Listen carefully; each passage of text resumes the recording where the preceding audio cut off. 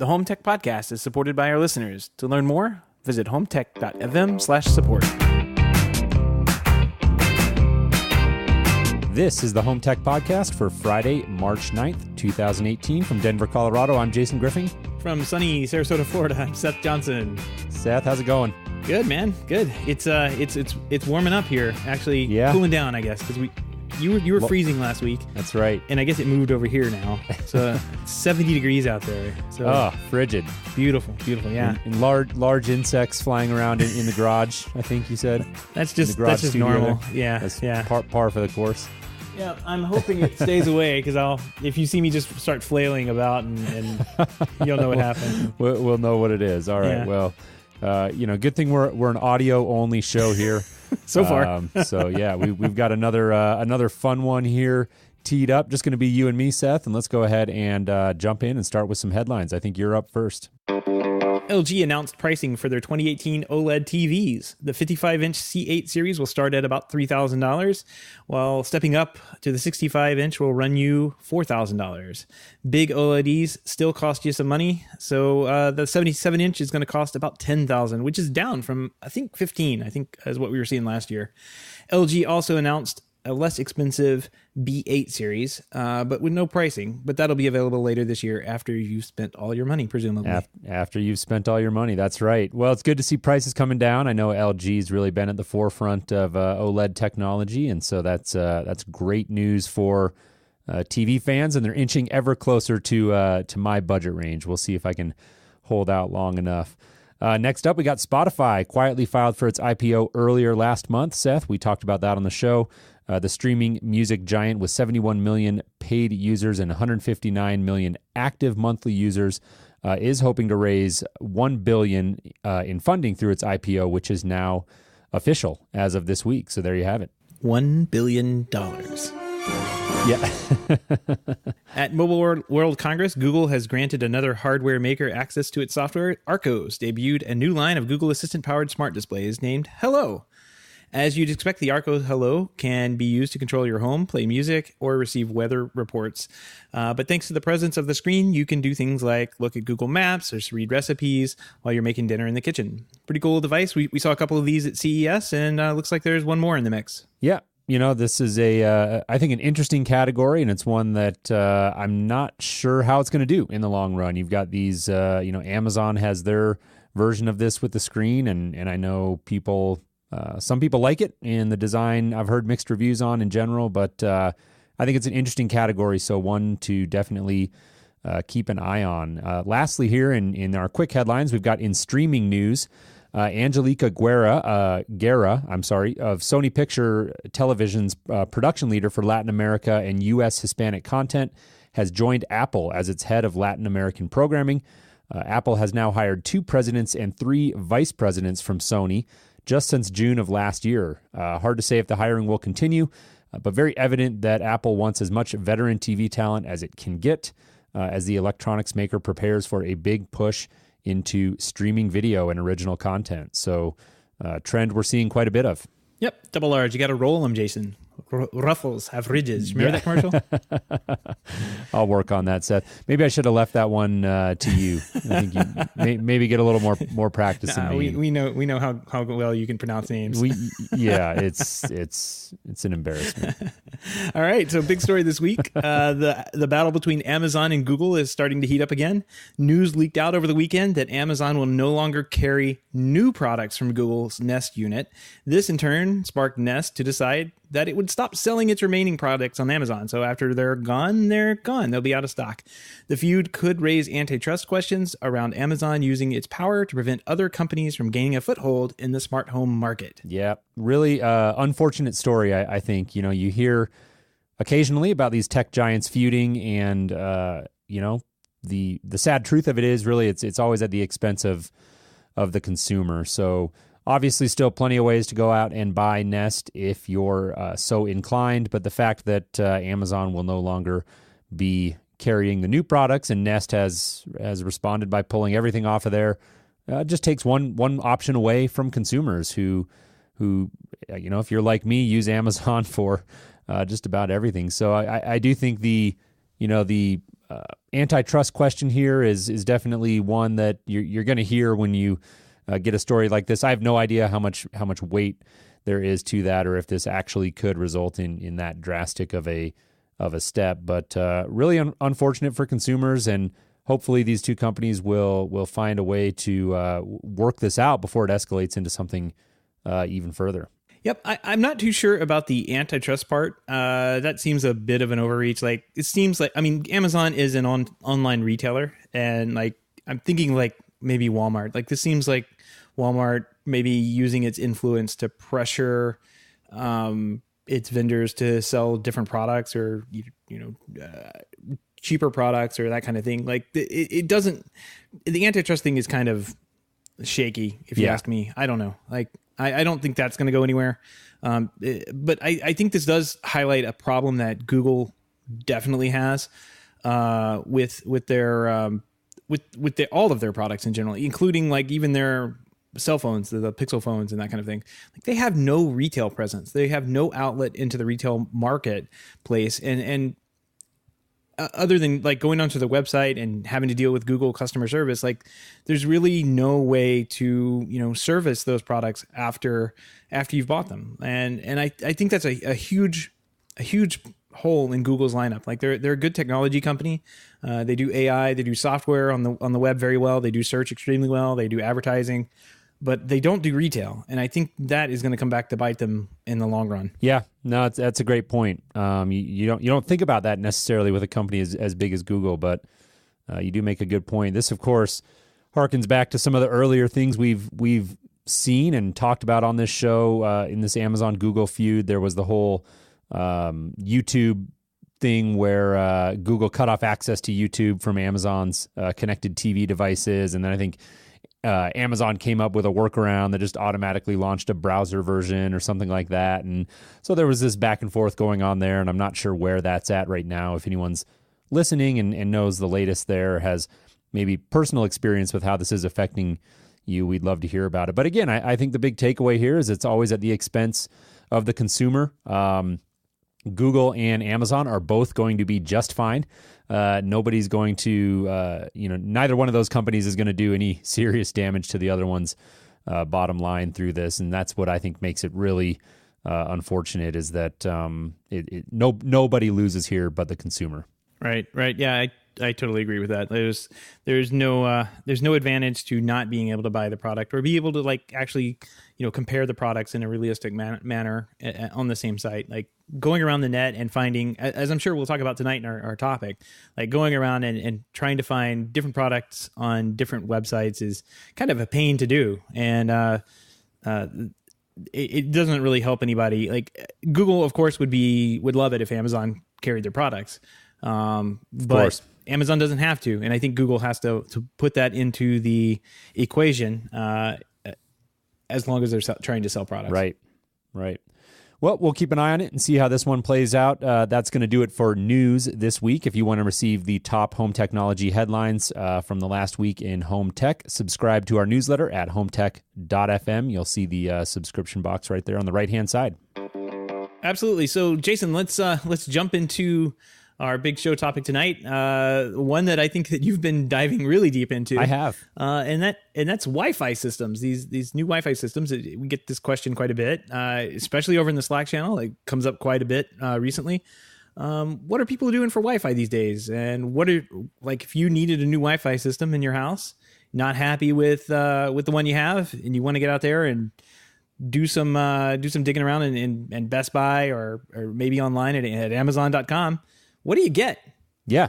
It's a really a great time for consumers when it comes to Wi-Fi in general, because of this new technology, Wi-Fi systems, and sometimes, of course, you'll hear it referred to as mesh Wi-Fi.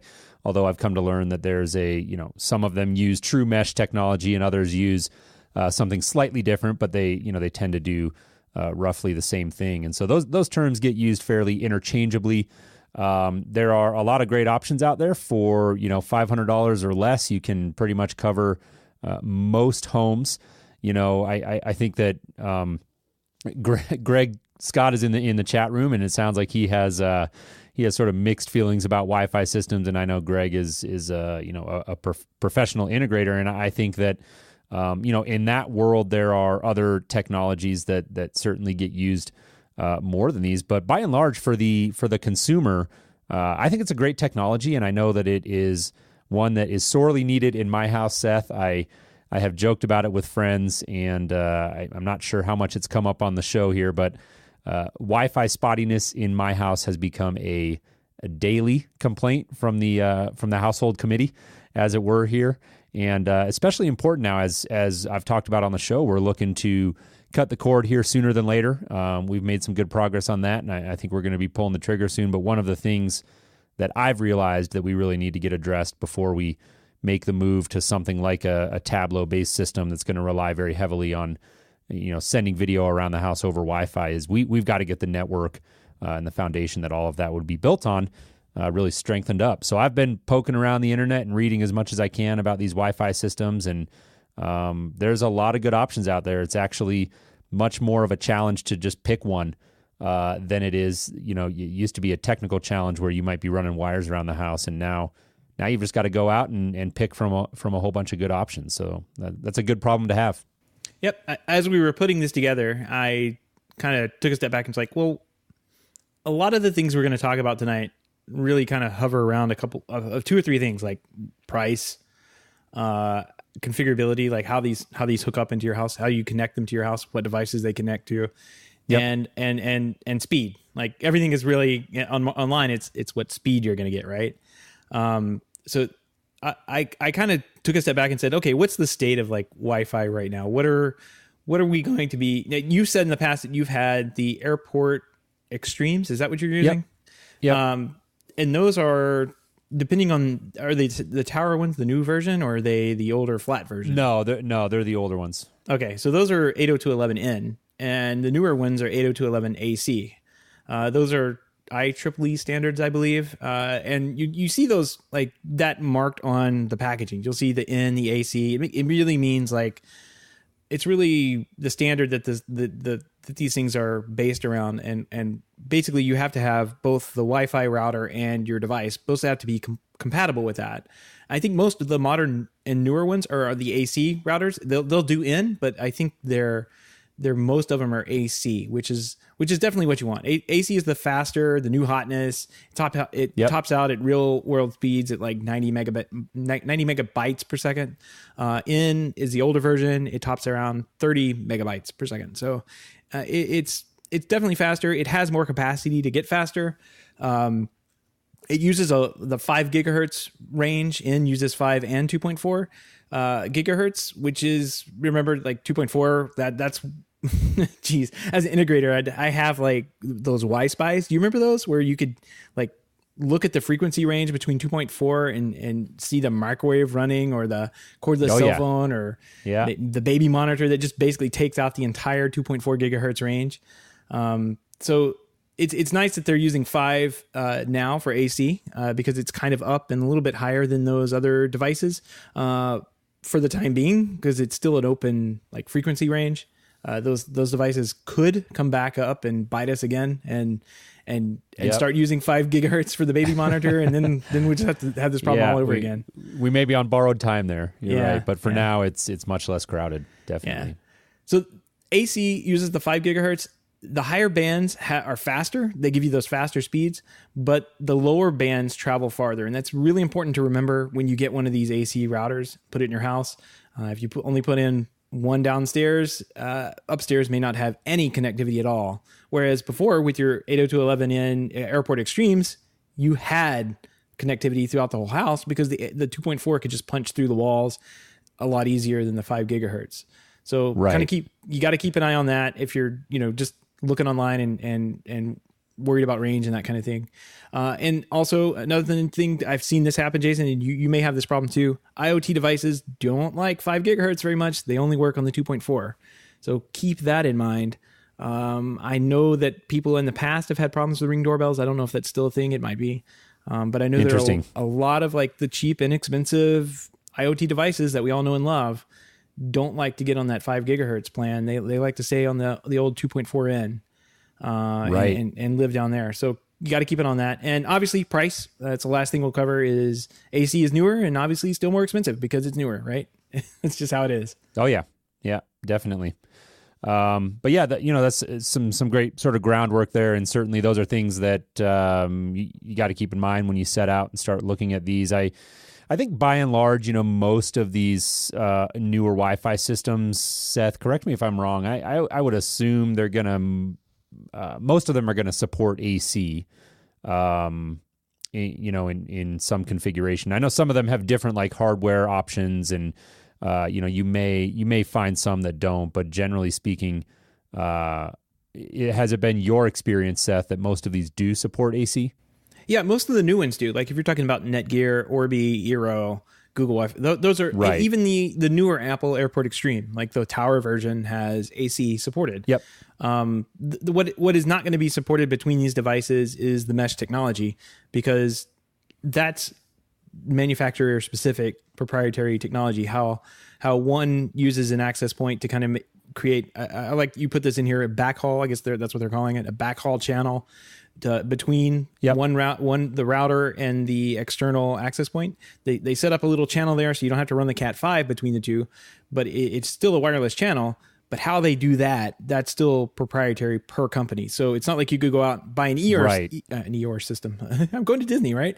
That's right. It's not like you could go out and buy an Eero system and then turn around and buy a Netgear Orbi and expect them to like talk to each other at all. So keep that in mind if you're out there looking for these systems.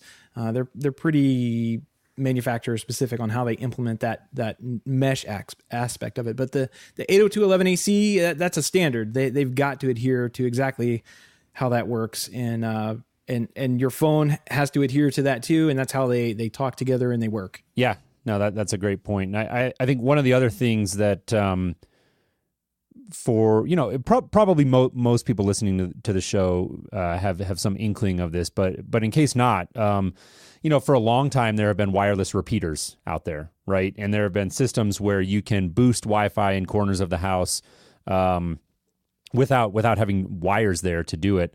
However, those systems work on a different technology, and by and large, it has to do with they not having that dedicated backhaul channel of like a mesh or a Wi-Fi system.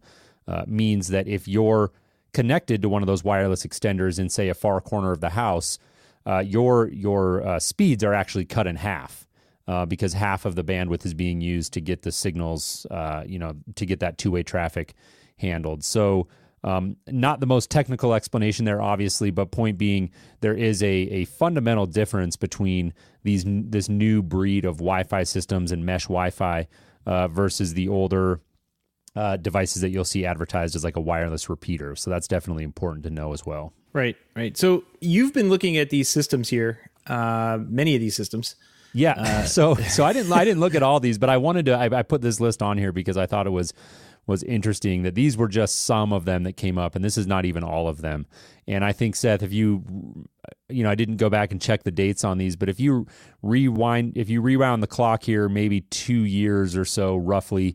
Maybe none of these even exist. So this is still a fairly new technology, but just some of the options that I have looked at to varying degrees are Eero, Netgear Orbi, Google Wi-Fi, Linksys VLOP, Asus Lyra, Ubiquiti Amplify, Luma, Plume, Ingenious NMesh, Samsung Connect, TP-Link, Deco M5, and also I think a note you put in here, mesh options available from ISPs and cable providers coming online as well. So definitely a category that's grown very quickly in a very short amount of time. And as we have talked about on the show before, it has quickly gone from being something that was kind of a cutting edge or new, exciting technology to really becoming like the new normal, I think. And I think you're going to see very little development in terms of new Wi-Fi hardware that is not some sort of a mesh or Wi-Fi system moving forward. Right. Yeah, I think it's the new thing. And one of them we forgot to mention, Almond 3 over there at Securify. Rom's been on the show before. Yep. I think if we went back 2 years, he may have had this product out. I'm not sure. Like they seem to be on the forefront. They seem to be the ones that move first into the new technology stuff. And then it kind of gets rolled out by the other bigger players that you mentioned up front there. So that's another one to kind of keep an eye on. They do some pretty cool stuff with that product. But yeah, I think that the mesh stuff has been used in commercial for a long time. And that's like if you're in a stadium, right, and you need to basically get 100,000 people access to the internet, there's really only one way you can do that, and that's to set up a bunch of access points. Hope that everybody doesn't connect at the exact same time to those access points, and then you got to have like a controller somewhere to monitor those access points. Make them respond to any changes in the environment. If one of them goes down, the other ones around it have to pick up the load. And that's kind of where the idea behind this mesh networking came from. I'm thinking back to like Cisco systems and Ruckus were probably the two that I commonly ran across in the commercial realm, where it was very common that you'd see a Cisco system or a Ruckus system deployed. And that's what it was doing. You had to buy the access points, which weren't cheap. And you had to buy, like with Ruckus, there's a zone controller. I think Cisco has a similar product. And that's like basically a computer that sits in the rack somewhere, hooks up to a certain number of these access points, and basically tells them what to do, right? It keeps their firmware updated, does all that fun stuff. But it also maintains the traffic between those access points and the devices connected to it. So that technology, or that idea of that technology, maybe some subset of that technology, has kind of weaseled its way down into the residential market, and kind of in a different way. I think it's a little bit different because the access points that are out and about in your house, those are not. They don't have to be hardwired. Like the Ruckus system and the Cisco system, those are using hardwired access points for this idea, right? The new Wi-Fi ones are setting up that backhaul channel between themselves and making it doesn't matter the topology or where you set these out in the house. They could be in a straight line from the router out to the furthest access point, or they could be, in the star topology where you're shooting, one goes one way, the other one goes the other way. And you've got an access point on one side of the house. Maybe you got an access point in the middle floor of your house with the router, and you've got one in the basement and one upstairs, for example. So you have one on each side. And the router or the controller aspect of that is able to figure out, what's the best way to route that traffic. It does all the traffic routing, but instead of having to run Cat 5 or Cat 6 to those external access points, you're able to utilize this technology to get the mesh networking up and going. And that's where that's really awesome, because it really makes this whole setup retrofittable. Like in your house, you don't have to run Cat 5 from the basement all the way up to the top floor to make one of these nice networking systems work, right? You're just going to go out, buy a $300 or $400, plug them in and you're done. Totally. Yeah. And I'm really glad you pointed that out, Seth, because as Greg in the chat room is mentioning, this mesh Wi-Fi the technology has been around for a while. And what's changed over the last, I use 2 years as a wild guess. It could have been 2 or 3. Point being, what's changed in recent history here is that it's gotten a lot easier to set up, and it's gotten a lot less expensive. So really, everyday users, these systems are designed for virtually anybody with a little bit of willingness to maybe spend an afternoon or an hour scratching your head a little bit if you do run into issues, like which can certainly happen. But by and large, these are set up so that just about anybody can go out and purchase them and plug them in. So there's a number of things that you'll want to look for, and I thought, Seth, we could walk through some of the considerations that I'm going through, and hopefully others listening can perhaps engage and let me know where I'm right, where I'm wrong, and hopefully get something out of this too if you're out there looking to purchase one of these systems as well. So some of the things that I've noticed as I've been doing the research is that I think I was on PCMag.com or something. I don't know. I've looked at a million different review sites and stuff, and One of them had like a big feature grid up where it had down the side, all the things like AC and, the spec sheets basically. And what really struck me about it was that by and large, they were very similar across the board. So a lot of these are really built around a similar feature set. And just by looking at the spec sheets, you're not necessarily going to come ahead with a clear front runner. And so some of the other things that I'm considering at least are, of course, simple setup and simple management through an app, which again, most of them are going to have, but that's very important to me. I want to be able to, I'm not so much worried about the setup with a technical background. I think that'll be easy, but the ongoing management, if there are issues, if there's, things I need to reset or troubleshoot or diagnose, I would love for the app to be able to do that. Small form factor is important to me. I don't want, some of these have bigger base stations that are more bulky, and some of them are much more small and compact. And unless there's a very compelling reason for me to go with one of the bigger ones, then I'm going to stick with something a little bit smaller. I don't want a Walwart style. So I know, Seth, like you have the Amplify from Ubiquiti at your house, and I know a couple of these other systems have this similar form factor. The Eero has their beacons where they're it's literally just like a Walwart. Like the antenna and everything, it just plugs right into the wall. There's no cord or anything, and that's the form factor. And I like the simplicity of that. I think it's a good form factor for a lot of people. The only thing I can think about when I look at that is my kids will be all over that, and it will be getting unplugged from the wall, just like night lights and anything else that we try to plug in. Kids my age are very drawn to that. And so I want something that has a plug. Now, of course, you could use a little extension cord or something. But anyways, Walwart's, that form factor is not super appealing to me.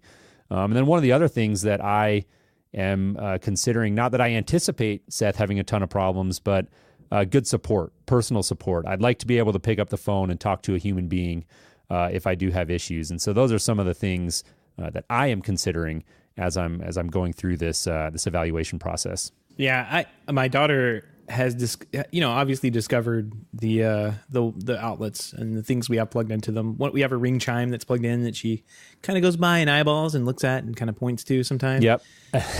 She hasn't, and we've got a ton of those smelly things like the wall things you plug in that plugins. Yeah. So those are all around the house, and she likes those. So she'll go over and then kind of mess with those. I've got some really great pictures of her kind of sticking her fingers into the outlets, of course I took I was like, this is great. I'm going to take a picture of this. But yeah, don't worry. We do have like the new tamper resistant, like the tamper proof. You can't do anything. So it was kind of cute. It was really cute because she was young enough just to barely reach them. So it was great to see that. But, she luckily hasn't figured out how to unplug any of this stuff yet. So there will be a day, and I can totally understand that, the no Walwart thing. Yeah. And, it wasn't as big of a deal with my daughter, but my son is very, very adventurous, let's just say. And so I can just hear the phone calls or the text messages. The Wi-Fi is not working, and it's, Dylan unplugged the access point again. So I want to avoid that. I have that listed as a need to have. Frankly, it wouldn't be a deal breaker if there was a system that I really loved, and I needed to go that route again. I could use like a little extension cord or something. It's not the end of the world, but I'd prefer to avoid that. Some of the other things that I'm thinking about, we talked about it, the ability to do a wired backhaul. So, someday I may want to rewire the house, and I am still a big believer. As much as I am drawn to these systems, I'm still a believer in the value of having a hardwired connection if you have the option. And so I would like for whatever system I buy to support that. I'd like it to function in a wireless mesh mode, but also if I do get motivated someday to pull a couple of Cat-X cables around the house, I'd like the ability to do a hardwired backhaul into a switch if I so choose. So that's something else that I'm considering. And one of the other nice to haves, not necessarily a need to have, because there are other solutions out there that I've evaluated, like router limits, for example, is parental controls. My kids are a little bit young right now to worry about that, but I do think that parental controls is a really a pretty neat feature. And I think when it's done correctly from an implementation standpoint, it can actually really help families sort of keep things in control and keep your kids respectful of the fact that they can't just be plugged into the internet 24/7, and that, you know, sometimes it's time to connect with your family or you know, go outside and play like we used to do when we were kids. So parental controls you see baked into some of these. Again, a nice to have for me, not necessarily a need to have, but something that I am sort of evaluating as I go through this process. Yeah, one of my buddies he has a son and a daughter that are a lot older right now. I think it's 4 and 11 or something, 4 and 12. And he was telling me how much he loved the parental controls. He just turns off the access to their devices, and they know they have to go outside and play. And then they come back in and beg him to turn it back on. He's like, no, I can't do it. It's broken. I can't fix it until it comes back on. That's right. Yeah. You know, one of the interesting challenges though with parental controls, and not to get us too sidetracked, but it is relevant, because if you start looking at that feature as a sort of a primary consideration for a Wi-Fi system, one of the things to keep in mind is that, of course, if your child has a cell phone and they just flip over to their cellular data plan, then your ability to shut off the Wi-Fi doesn't mean a whole lot. So I do know that, like, Router Limits, for instance, has an app that you can install on your children's devices, which gives you that same level of management, even on their cellular connection, even on their data connection, which is really interesting. So something to think about there, and not something that necessarily jumps to the top of your mind when you think about parental controls, but absolutely a consideration these days, because just about every child of a certain age is going to have that secondary option of flipping over to cellular data. Yeah, that's good idea. I forgot about router controls. Is that what you said? Router limits. They were at CEDIA this year, and one of the booths I wanted to check out, but didn't get a chance, obviously. But hopefully next year I'll be able to went over and talk to them. So how much you willing to shell out for this kind of system, Jason? Yeah, so we're price conscious, very much so, and we want to definitely keep it reasonable. But at the same time, like we alluded to at the beginning of the conversation, Seth, like even the more expensive of these systems are really coming in around that $500 or less price point. And for me, we've got a budget that we could afford that. So that's definitely not a deal breaker. I'm not trying to spend money I don't need to. But even the more expensive options like Eero, which is one of the main knocks that I've read about Eero when you go read these reviews is, people do tend to say that it's overpriced, but generally you hear that it works very well and it's got great features and great hardware, great software, great support, et cetera. And so the price of the Eero systems can vary depending on the configuration, and if you get like those beacons we talked about that are the plug-in Walmart style, those are a little bit cheaper than the actual Eero units, I think they call them. So, anyways, $500 really is about my ceiling. Thankfully, I can get just about any one of these systems I'm looking at for that price, and our home is only it's about, I think, 2,300 square feet, 3 stories. So it's not going to be a terribly difficult home to cover, no matter which system we get. So that's where we're at on the price. Nice. I was trying to think about like how much a UniFi, like the system I always put in was UniFi, and that's just because we could do, as a dealer, we could do remote management very easily with it. We ended up setting up our own server and using that to remotely manage all of our clients' systems. And if they ever had a problem, they would call us anyway. So we managed it in-house. I was just adding that up to see how much that would cost you. And I mean, a UniFi system, just to kind of give you an idea, I recommend you get the Cloud Key, which is $80 because that gives you the ability to get into it with an app and do controls and that kind of thing. And then I think the UniFi Pros are roughly like $120 to $140 a piece. And if you're going to do 3 of those, it's $420. So $500. Let's just say $500 gets you a UniFi system. Not quite the best UniFi system, mind you. It's just like the basic UniFi system. But considering that is probably like the lowest end of the like the lowest priced of the professional systems, I think as soon as you move into Ruckus and things like that, you're going to be paying probably $200 plus, maybe more, for the access points. and I know it's like Ruckus, Pack Edge, and those they get up there with the prices on each individual access point. So one of the things I think people are missing on this stuff, like, and maybe they're not, I think dealers may be missing this, but like the pricing on this stuff for a product that actually works in most homes is really good. Like this is a decent $300 or $400 for maybe $500 for a Wi-Fi system of these types. Like this is really good pricing compared to kind of what you and I have to work with out in the field. Like obviously this wouldn't work in the 25,000 square foot home.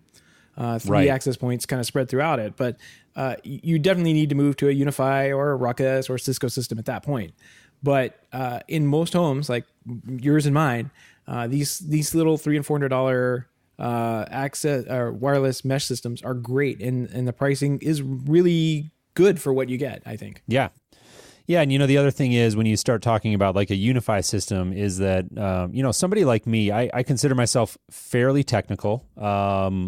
Given enough time, I could figure out just about anything. I'm certainly not the most technical person that I know or have worked with, far from it, in fact. But, it really comes down to just how much mental gymnastics do I really want to do to get something up and running.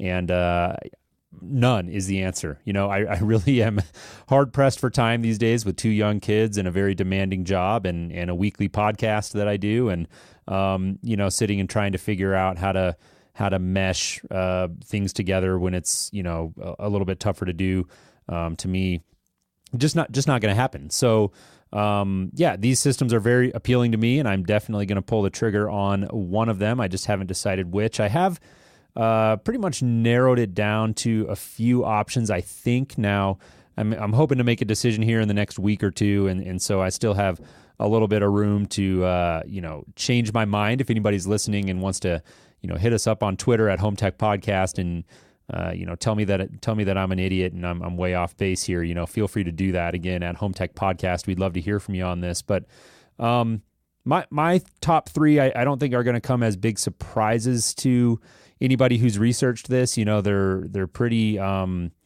widely regarded as some of the top options in the category, and Eero is one of them. Eero is definitely up there on my list. Netgear Orbi is an interesting one because, like, I know that a lot of people in circles that, as a professional guy, a lot of people in the circles that I run in don't have the greatest feelings towards Netgear as a company. I think they've had some issues in the past, and I totally understand and can relate to what that does to the trust level. But what's interesting about the Orbi system is that it is, I would say, based on the reviews that I've been reading, one of the most widely regarded to be one of the top performers. If I had to say, okay, of all the reviews I read, I didn't actually go through and quantify these or do a count, but Orbi was a definitive front runner in a ton of these reviews, and there was a number of reasons for that. Most of them had to do with benchmarking and throughput speeds and hard data, right? These weren't just people espousing opinions. So Orbi seems to be a pretty highly performing system. And then the third one that's I would say in third place right now, and what's keeping it in the running is the price point, and some of the more compelling reviews that I have read is Google Wi-Fi. I do say that I feel a little bit weird about Google, and I'm not one who worries a ton about privacy. I think Google already pretty much knows everything there is to know about me. I've got 3 different accounts that I use all the time on Google. And so, they've got a tremendous amount of data on me already, and I don't tend to worry about that too much. But there is just something weird. I can't put my finger on it. There is just something that I feel a little bit of hesitancy about plugging my Google credentials into my Wi-Fi system. And I'm having a hard time getting over that, and I don't know if I'm just being crazy. Yeah, I don't know. Like, I can mix feelings on that. From what I've seen from Google, they don't have like the competency to, either they do or they don't have the competency to join those 2 companies within their companies together, where they're actively able to nefariously steal your data and target ads to you that way. But if anybody knows about networking, I think it's Google, right? Like they know what they're doing. And I'm not sure they can figure out who you are without tapping into your router on an individual basis. Yeah. Like they're Exactly. able to do that. Yeah. Yeah. Quite honestly, yeah, absolutely. Quite honestly, my bigger concern with them, Seth, is Google's sort of proclivity to just abandon products. I don't necessarily think they're going to do that with Google Wi-Fi. If I were forced to make a bet, I think that's a product that is going to hang around. But if I had to put concerns about my privacy and concerns about Google actually not just like dumping this product because it's not a shiny new object anymore, I would actually put that, them ditching the product is actually a bigger concern for me than the privacy. Because like you said, if Google doesn't already know everything about me today, well, they're well on their way to, right? And I think that's just part of the reality of the world we live in. I don't tend to worry about that, but I don't know. It's an interesting one for sure. Yeah, I've kept my eye on that one. The one that you mentioned, the Orbi, is the one that I've seen win out all the like shootouts that the consumer sites have done, and it's always been, like you said, surprising. Like Netgear is Netgear, but they do sell a heck of a lot of access points, like more than most would expect, I'm sure. So I don't know. Like I'm kind of torn between that Orbi and the Eero, honestly. Google, I don't know, 50-50 on that one. I tend to skew towards the Eero because they have kind of like an outreach into the professional market here that you and I have been a part of, and I know that they have like PoE injectors and that kind of thing for their product. I'm not so sure about Orbi, but you may not be looking for that in the first place. One thing I do know about Orbi, I know the access points are rather large, right? Like they're pretty big. Yeah, they're very big. Actually, my parents have Orbi at their home. My dad did a whole bunch of research on his own, and that was the system that he went with. And I was down there, back around the holidays, and so I have direct experience with it, and I know firsthand how many issues they had with Wi-Fi. In that house. It's a fairly large home. It's not a mansion or anything, but it's a sizable home, and the internet comes into the house in the den, which is in kind of the front far corner, and so you get upstairs and into the back corners, and you've got some serious Wi-Fi issues. And it's done a good job. It has done a good job. Very bulky though. Very bulky. Nodes, whatever the term is that they use for them. So that's a bit of a turnoff to me. They've got a few different models. The RBK50 is the one that I sort of have on my list here. It's $369 for a 2-pack. That's one of the other things that I'm not crazy about. And quite frankly, with the square footage of my house, I'd probably be more than okay with that. However, where my network comes into the house is down in the basement where I sit here and record.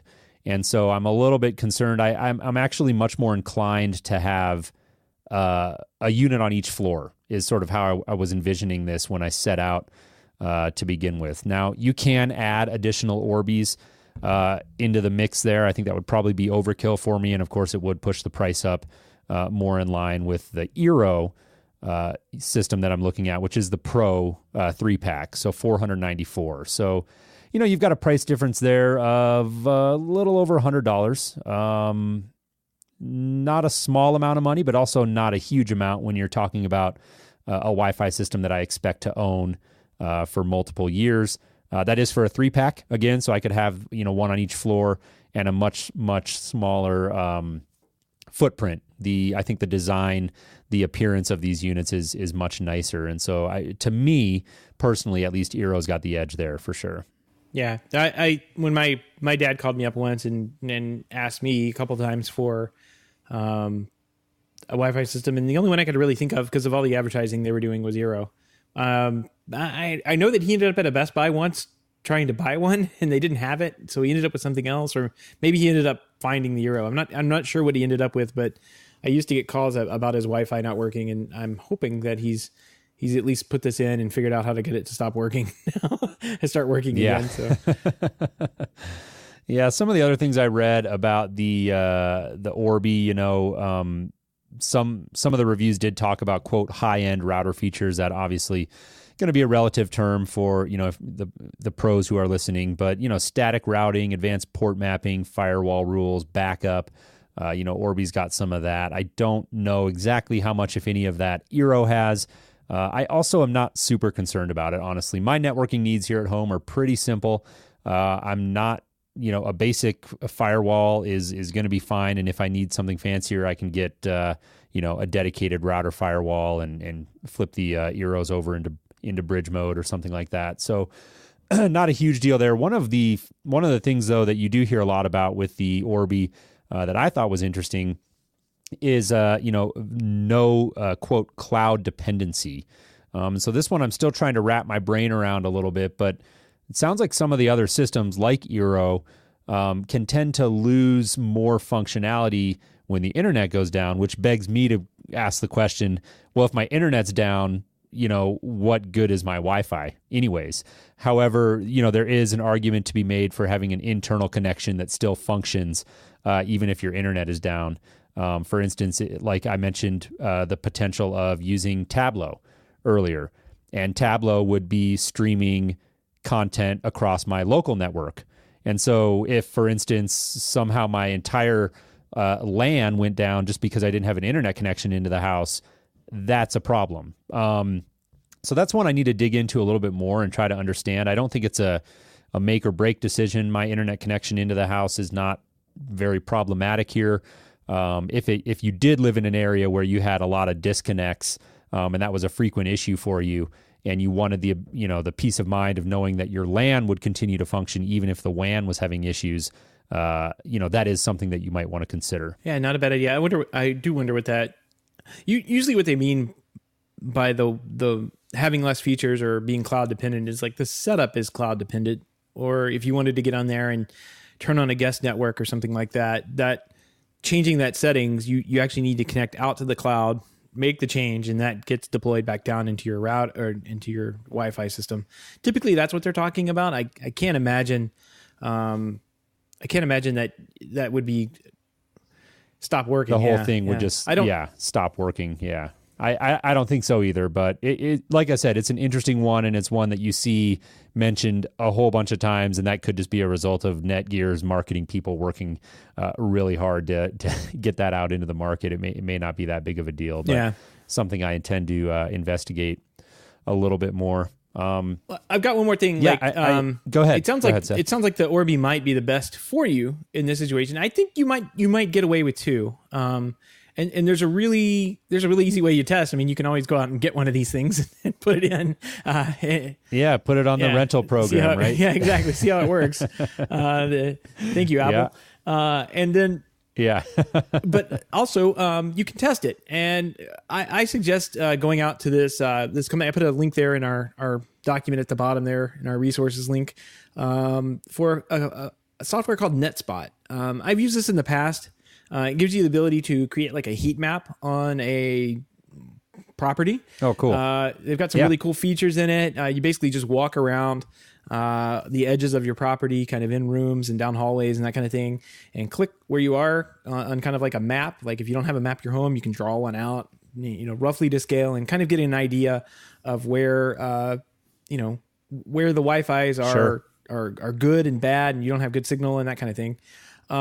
But I've used it out, just to kind of check and see how well a wireless system was used after I deployed it. So I first did the survey, and it takes a little while to do the survey. It's not something that goes fast because you're walking a couple of feet, clicking a button, walking a couple more feet, clicking a button, and it does a pretty good job of figuring out, giving you that little heat map where you can visually see how the Wi-Fi is performing.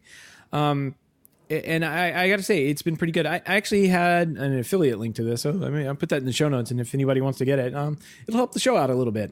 Go buy Seth a cup of coffee. I mean, go buy Seth and Jason a cup of coffee. I don't even know. I signed up for that like years ago when I thought about this. It's I'll put it in the show notes. Netspot.app.com. And the pricing isn't bad on this. I've seen some stuff that's like super expensive. This works on Mac, Windows, and it's got I think it starts at $49 for a personal copy. Okay. It's not bad. It's not bad, even for a company where you can have one or two PCs running around with this thing on it. It's not a bad price either. So check that out. That may work for you. It's also got a free version as well that you can use, I think, to go out and do a couple of smaller things Cool. if you need to. Cool. Well, yeah, I know we're we're kind of probably pushing up against our time here. I could go on and talk about this stuff all night. I've got a few more criteria here that I'm evaluating, and I think, Seth, we can definitely do a follow up. Like I said, I love talking about this stuff. It's great for me as somebody who's actually working through this myself to come on and hash it out with somebody else. And again, hopefully, would encourage listeners to engage and let us know. At HomeTech Podcast on Twitter is a great way to do that. I'm getting pretty close. I think I've narrowed it down to Eero and Orbi, and would love to hear what others think. It sounds, Seth, like you think the Orbi might be a great choice, but I certainly also there's a lot pulling me towards Eero. Several people, in fact, that I know very well and whose opinions I really trust, and they're technical people.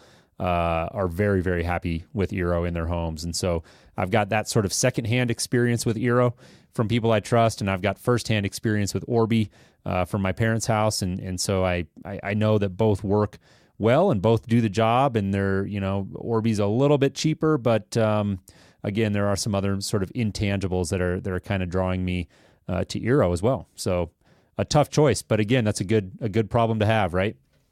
Yeah, absolutely. Well, it should be interesting to see what you come up with. I'm definitely curious. I would be split 50-50 on the Eero Orbi 2. But I think personally, I think you can get away with 2 access points in your house. I don't think you need the 3. And yeah, I think I probably can too. Actually the bigger concern is just the size of it, and just looking around my house and trying to figure out where I'm gonna put it. It's not like it's so huge that it's like, oh my gosh, like there's no way I'm gonna find a home for this. I don't mean to overblow that, but the sort of entertainment console in my family room is a place that I'm considering putting one of these, or potentially on the counter in the kitchen. And the Orbi is very, very big. I could get away with the Eero, but the Orbi may not pass the committee here. I didn't even get away with the amplifier in the kitchen. I have those Ecobee remote thermostat little device things. I put one of those on the kitchen counter, and no, that got turned. That got vetoed, huh? Yeah. So the Orbi's not going there. No, not a chance, man. Yeah. So, anyways, definitely, I'll report back, and we'll do a follow up on this here in a week or two once I've pulled the trigger, and we'll maybe talk through how I made my final decision and what some of the setup and user experience has been like. Very cool. Well, if you have some feedback to send us, HomeTech.fm/feedback. Let Jason know what you think. If you have one of these devices and you're happy with it, let us know too. It would be interesting to kind of see what the pulse is on these types of systems out there. Now that Jason really needs to upgrade, like he's really It's time. It's time. It's time. I'm feeling the pressure. Yep. So let us know. HomeTech.fm/feedback, and that'll shoot us some emails, and we definitely would like to hear from you. Absolutely. All right. Well, let's wind the show down here. We've got a picture of the week, and then we're going to jump into the mailbag real quick. Seth, picture of the week this week is a nice one, a nice installation here. I'll let you talk this one through. Yes. Speaking of kitchens, this comes to us from our friends over at the hashtag HomeTech Gallery that we talked to. Those guys have retweeted EVS Calgary at EVS Calgary on Twitter. They've got a picture of some, like a pantry with a 12-foot long kitchen counter. That's a huge kitchen counter. But when I was looking at this, I was like, oh, they did some under cabinet lighting. That looks really good. And then I noticed there's no valance strip like underneath the cabinetry to hide the lighting. So it's like, how the heck did they do that? And of course, the next picture shows how they did that. They recessed the LED strip lighting into the bottom of the cabinet. And man, I did it the opposite way. I ended up putting a valance on, but even like getting the wire where it needed to be was a challenge. I can't imagine the coordination and everything that went into getting this put in, where this LED strip is recessed into the bottom of the cabinetry. That looks awesome. It does. Yeah, it's a beautiful shot, beautiful kitchen there, and they did a nice job complementing it with a nice technology installation here. So love that stuff. And the devil really is in the details when it comes to this sort of an installation. And you often don't think about what goes into really making it seamless and beautiful like that. And so hats off to EVS Calgary and to Home Tech Gallery for getting that up on Twitter. Yep, absolutely. Nice find. Yeah, there's a very nice show. Let's check the mailbag. This week we got a little bit of follow up from the saga continues. Oh man. So the Super Bowl saga continues. This one I thought was a pretty good follow up to this, and maybe the icing on the cap. He had Jonathan writes in and says, "Hey guys, I'm new to your podcast and really enjoying it. In regards to the phasing audio during the Super Bowl, programs that are sold to internationally need to have a separate audio and simultaneous mix minus narration commentary. Basically, everything but the narration he plays. Right. The audio track, basically, so foreign broadcasters can speak over the top of that. And he says this phasing thing that he's heard this in the UK, and it happens on channels that are kind of automated, nobody's monitoring and listening to. Probably not on the Super Bowl, but I don't know. It's really strange. But he said he's heard it before happen on these types of programs, sports programs, where they need to put different announcers on and kind of like have one channel basically they have 5 or 6 channels for the audio for the surround sound and the Super Bowl, and then they have the mix in for whoever's talking over the top of it, which, honestly, I can watch the whole show without hearing those guys talk the whole time. So that's fair. And next time, if they just want to drop that and just give me the surround sound audio, I'll be all right. Yeah. Yeah, he says it's quite possible that NBC broadcasts the mix minus audio along with the main mix. The music, crowd, and field mics / effects, etc. would have been broadcast twice, simultaneously causing the audio to phase. So as he goes on to say, he'd be pretty surprised if that happened on an event as big as the Super Bowl. Yeah. But you never ever know, right? The human factor is always at play here, and you just don't know. So it's very very interesting. Again, we're getting into the world of broadcast here, but it's a mystery that we're trying to get to the bottom of, Seth, and listeners who aren't familiar will have to go back and listen to our episode right after the Super Bowl, and you'll hear what we're talking about here. But Jonathan, thank you so much for reaching out. We appreciate the comment there all the way from the UK. Yep. Our email address is feedback@HomeTech.fm, or you can join us in the chat room live Wednesdays starting at it's not Wednesday tonight, but normally Wednesdays starting at 7 to 7:30 p.m. Find out more at HomeTech.fm/live or on Twitter @HomeTechPodcast. Yep. And we want to close the show out by sending a big thank you out to all of our patrons, those of you who have supported the show. If you're interested in learning how you can support our efforts here at the Home Tech Podcast for as little as $1 a month, head on over to HomeTech.fm/support. Once again, that's HomeTech.fm/support. And even at that $1 a month level, we also want to mention that we shoot you an invite over to our private Slack channel, The Hub, which has turned into a really fun, really great community of home technology, people who just love home technology, enthusiasts, professionals. They're all there having great conversations every day. So if you're interested in supporting the show and joining up in that community, head on over to HomeTech.fm/support. Well, Jason, that wraps up the show this week. I'm pretty Wi-Fi'd out, so I'm going to get off the internet. Yeah, definitely. I had a great time, Seth, and look forward to chatting with you next week, and we'll give you some updates on what I decide. Sounds good, man. We'll talk to you next week. All right. Take care.